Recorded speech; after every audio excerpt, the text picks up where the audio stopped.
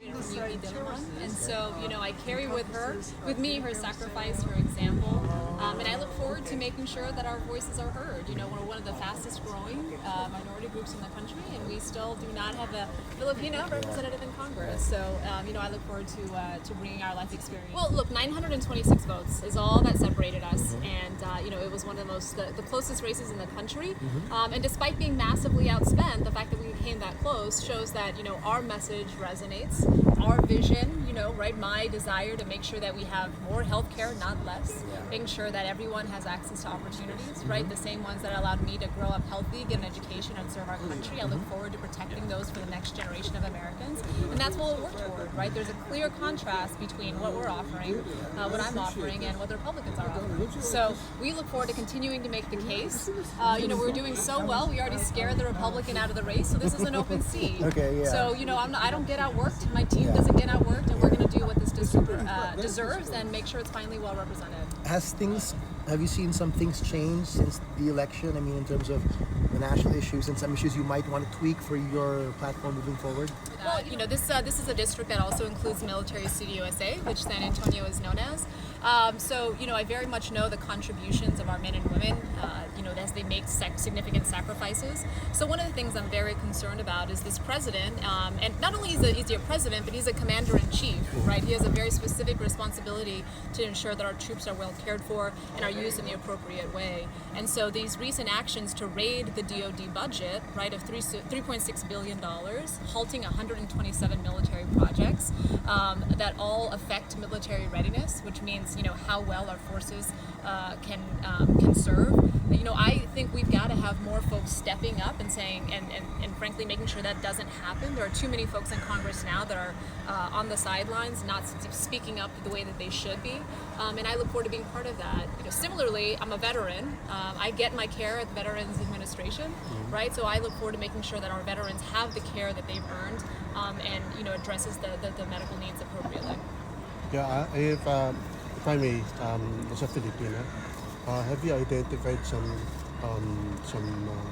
projects that are pieces of legislation that you may want to introduce in the Congress, in Congress, in case you win? Yeah. So when I win, right? So I think many of the issues that affect the Filipino American community are issues that face every American, I mean, when you talk about the cost of healthcare, when you talk about immigration policies that don't reflect our values, when you talk even just about economics, These tariffs, these affect on average the American family by $1,000. So that doesn't matter if you're Mexican American or Filipino American, We need people that are advocating for policies that strengthen all of our communities. I look forward to doing that. There's been talk about chain migration and that being stopped by this administration, and a lot of Filipinos have come here because of that. What are your thoughts about that, and how migration from that particular perspective, how that could be helped and continue? When I think of immigration, I think of the opportunity that presents. It's an economic opportunity for sure. I mean, we all across our country make, They are working there in service to our country, That's the nation's work. And so I think we should be looking at strengthening and ensuring that we respect their contributions. And so, again, I don't truly understand why the focus is on these types of policies that make it more difficult and introduce additional stress into our military. I know this is personal. Who is your model or probably a mentor? Yeah. Political or not? Sure. Well, this is always easy. It's my mom, right? My mom came to this country. She graduated from UP Diliman, and she came here as a domestic helper because that is the promise of our country. And so, you work hard, you make it happen. And that's the lesson that my mom instilled in my sister and I, that we were very lucky to be born here, and that we would have to give back to a country that gave us so much. It's why I served. It's why my sister is still in the Navy. And that's why I'm running for this office, because our country, the promise of our country, is worth fighting for. Yeah. Can you mention the name of your mom, sir? Victorina Medinilla Ortiz. Again. Victorina Medinilla Ortiz. It's victory. From what province? Victorina. Victorina. From what province? My mom's from Pangasinan. Pangasinan. Yeah. So my Ilocano is pretty good. Basit lang. Your message to the Filipino. Look, I would be honored to be the first. It's more important I'm not the last. It's most important that our voices are heard. So, I would love your support. GinaOrtizJones.com. Ma'am, I got a couple questions. How were you that surprised that Congressman Berg decided to not run for re-election? One way I was surprised, and in many ways I was not, though, right? 926 votes is all that separated us last time, and we were massively outspent. So I think he saw the writing on the wall. It was not going to get any easier. We were going to work just as hard. And look, in 98 days, I raised $1 million. So, we're working hard. That's what this district represents, and that's what we're going to continue to bring until next November. Finally, ma'am, 2020 is also a presidential election. We have the party you're running with has a bunch of candidates. Do you see, regardless of who becomes the party bearer, you think that will be enough to defeat the president in 2020? I think the most important thing that we have to do is make sure that Donald Trump is not the president, right? And so I will work toward that as strongly as possible. Gina, this is the first Filipino community event for her, and she will be the first PINAY in the U.S. Congress in next year's election. And I just want to share a story about our community, and that will give you an idea of why we're doing this. In 1992, I was elected the first Filipino elected to public office in San Francisco. And when I was in the community, and the Filipino community was there in full force, Alice Bulos, Alex Esclamado. And this time I was in the unaccustomed position of being on the board that would decide the issue instead of being in front of the mic arguing for the community. So the Filipino community was there, and the issues were raised one after the other about how Filipinos have been working here as farm workers since the 30s and had been exploited and had been given the shaft and had not been given their fair play.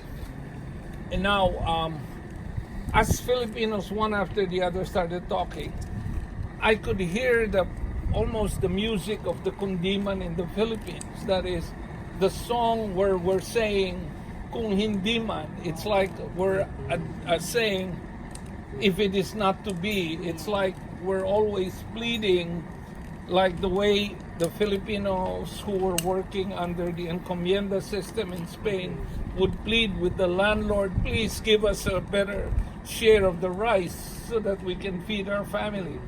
That was what I was hearing. Now, I'm used to that. We hear that all the time, the way we talk about how we are oppressed. This time, though, as a member of the board, I saw how the other communities were raising their issues. The gay lesbian studies. Let me introduce you to the next Congresswoman, the first PINAY Congresswoman in the United States Congress, Gina Ortiz Jones. Thank you. Thank you, Rodel. It's very generous. Thank you. Thank you, Rodel and Edna, generously opening up your home. There she is. And thank you to everybody that served on the host committee. I know I caught some of you today on the phone, so thank you. And for those that I haven't had a chance to engage with, I look forward to, after my very, very short remarks, because as my mom would say, naglam up, right? It's a little bit, it's cold. That's right. Oh, Ilocano. That's right. That's right. So thank you again. And, in listening to Rodel's comments, it reminds me of the saying, I'm not sure who said it first, but the last person I remember saying it is Secretary Clinton. Says, if you're not at the table, you're on the menu, right? So I look forward to making sure that our voices, our life experiences, our contributions are respected and represented and part of the decision-making process. So again, my name is Gina Ortiz Jones. I'm running in Texas's 23rd Congressional District. For context, that district is from San Antonio to El Paso. That's like San Francisco to San Diego. It's a large district, one of the largest in the country. It's actually larger than 30 states. So I spend a lot of time on the road. And as Rodell mentioned, I ran in this race last year. It was my first run ever, and I came within 926 votes of beating the most formidable Republican in the House. And despite being massively outspent. So we know we've got the momentum. He knew we had it, and that's why he's decided to go pursue other, why those are critical investments. Because they weren't handouts, they were investments. They allowed me to earn a 4-year Air Force ROTC scholarship that took me from the far west side of San Antonio and allowed me to get a college education. I went to Boston University, earned several degrees there, went on to serve our country in the Air Force as an intelligence officer. I deployed to Iraq. When I came back from my deployment though, my mom said, while you were deployed, I was diagnosed with cancer. I've already had the surgery to have it removed and I'm already undergoing chemotherapy. So, I made the decision right then that, look, I would have a lot of jobs in my lifetime, but only one mom. So I separated from the Air Force to be with her during that time. I advised on operations all over Latin America, all over Africa. My final assignments were working in the Executive Office of the President. I was the intelligence community senior advisor for trade enforcement. So that's specifically, we focused on the protection of American intellectual property. And then I led a portfolio that focused on the intersection of economic and national security. But I knew the night of the election that my time in public service might need to be different. Because I have served in countries where women and minorities are not, right? And frankly, as a member of the, having served in the military and having served under Don't Ask, Don't Tell, I know exactly the moment in time that we're in, right? When this president, who didn't have the courage to serve himself, by the way, is looking to take away opportunities from people that are willing and are able to serve. 40% of the border, again, with Mexico runs through this district. So when you talk about a wall, right, a large part of that would be in this district. We've got Big Bend, a very beautiful national park in this district. But to meet with the community leaders, the elected officials, the law enforcement officials, everybody knows how wasteful a wall would be. Just to give you a little snippet, I was meeting with one of the mayors there of one of our border communities. It's right on the border.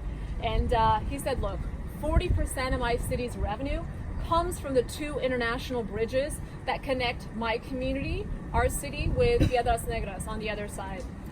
He's like, I don't need a wall, I need a 3rd bridge, right? So that's the reality on the border, right? You don't talk about Del Rio without talking about Ciudad Acuña. You don't talk about Eagle Pass. You don't talk about Eagle Pass without talking about Piedras Negras, Presidio, Ojinaga, El Paso, Juarez. These are beautiful binational communities. Those economic, social, and cultural ties are sources of strength. This is also, though, the number one issue in this district is by far healthcare. Texas is the most uninsured state in the country. 1 in 10 kids in this country goes to school in Texas. 45% of our kids in Texas rely on, or at least not even being able to get to it in a timely manner. So I want to thank you again. Look, I would be honored to be the first Filipina American in Congress. It's more important that I'm not the last. And it's most important that my community is well represented, this district is well represented, and we get our country back on the right track. So I'm humbly asking for your support. Last time in this race, I raised $6 million. $6 million. And we were still outspent, right? We were still outspent. So we're not assuming anything away. Again, we scared the incumbent out of the race. This is one of the best pickup opportunities in the country, right? Not just Texas, in the country. So there's a lot of attention on it, but we're not assuming anything away. We're not assuming anything away. So whatever you are able to give, I would very much appreciate it. We're all in this together.